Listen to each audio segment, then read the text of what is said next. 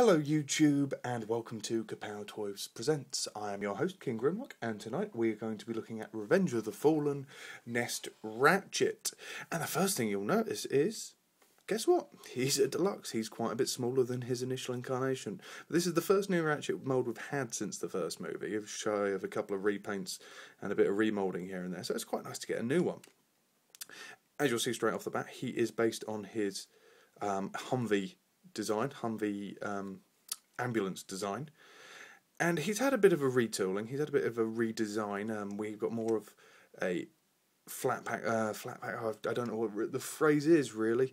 On the back, it's more of an assault vehicle rather than a Humvee or a ambulance.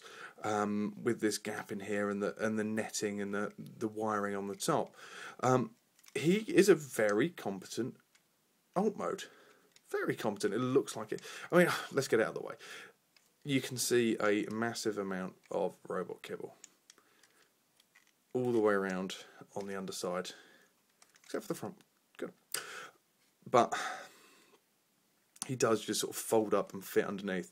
What is exceptionally nice though is that there are on every part of him, on the feet, on the hands, there are little pegs and ports that plug in to the wheeled areas, so everything holds in place. It is secure. It's not going to start rattling about because there is some big gaps in it to try, I don't know, to let the light through at the top, so you do actually get a completely clear windscreen area.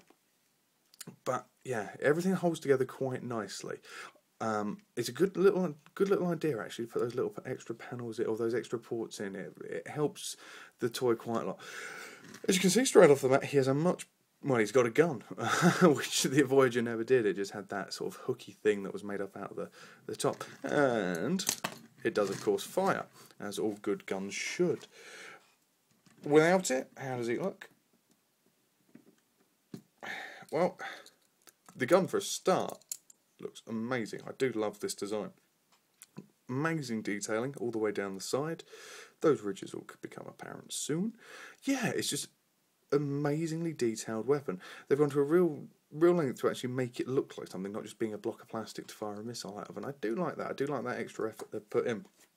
On the top, you'll notice that shape, and anyone who has Revenge of the Fallen Lockdown, which also came in the same wave as this guy, will know that their weapons are interchangeable, which is a really nice little effect that they've put this playability between the two lines. Here is Revenge of the Fallen Lockdown's EMP generator that he comes with, and it just slots on top of Ratchet quite nicely. It's not as much as the animated versions. It's not as clear that it's an EMP. It does sort of just look like an engine, but it's nice that you've got that cross toy playability that we've never really had in Transformers since G1, since you've been able to swap their weapons around, and even then, for the most part, you couldn't really do it because of the shape of some of the weapons, especially the earlier runs. Overall, on the alt mode, I really do like the overall aesthetic. I think the detailing is fantastic, especially all these armoured areas, these cow catchers, and all up around the sides. You've got the suspension detailed, sculpted in, but it hasn't been picked out by paint apps, which is a shame.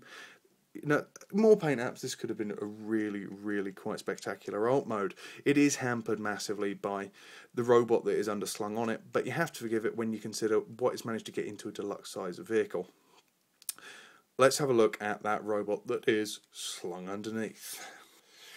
And Ratchet in his robot mode instantly strikes you as being a lot lighter weight than the first movie mould, the Voyager mould. He is a lot leaner. He has a lot more detail to him. Yeah, he seems elongated. He seems more robotic almost, because he was quite chunky. He was quite a fat boy. It was the Voyager Ratchet. First thing to note is that what most people, and I have forgotten to do with this transformation, is this panel here that actually slots down, giving him an actual waistline. Yeah, that's a nice little touch. It's a real nice little touch. It didn't have to be in there. You wouldn't be surprised if they didn't put it in there, because it actually requires a little bit extra. So that was very nice of Hasbro to do. What you've got though, when you get him in this mode, is a highly posable Ratchet. There are so many joints You know, we've got knees, we've got swivels, we've got a Mecha Live gimmick or whatever it's called in the leg. We've got ball jointed hips, got ball jointed and twist ankles. Legs are massively posable, so you can really do quite a lot with him and get into very natural poses. Hugely stable as well because of the two-toed feet, which seems to be becoming quite a staple of the line, especially seeing the Battleblade Bumblebee has them as well. In the arms, you've got a massive amount of articulation because of the ball joints to hold the shoulders and these panels into place. That big cannon that he came with locks in, and those teeth area on the side, push it in, and it pulls these two cannon parts up and fires the rocket out. Now, it's not quite enough. You've really got to work it in there to get them to come up anywhere near the full way. It's not bad. It doesn't look great. I would have preferred it if he'd have been able to hold it in his hand, if I'm honest. But it's you know, it's a little gimmick, isn't it? It's a nice little Mecha Live gimmick. Because of that, though, he can't really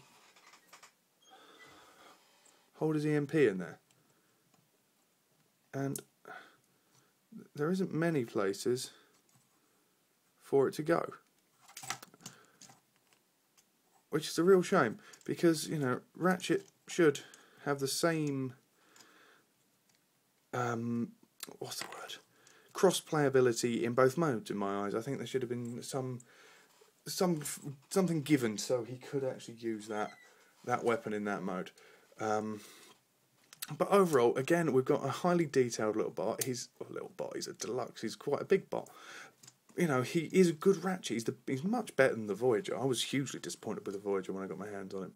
But we have very, very detailed, very well picked out. He looks tougher. He looks more robotic. He looks like a better bot. You know, you could say he's got quite a bit of kibble around the back area, but, you know, it's all quite flat packed in. The backpack folds up quite nicely. These panels all folding very well as well. And the shoulder panels actually give him a lot more bulk, a lot more width to him, and it's all assemblable how you please. Unfortunately, one quite severe downside is the head, which has absolutely zero articulation. But if you can forgo that and you're looking for a new Ratchet, to be honest, you can go a lot further wrong than this guy. You could get the Voyager one for a start. But there we go. That's Revenge of the Fallen Nest Ratchet, available to buy now at Kapow Toys. Be down there. And thanks for watching, guys.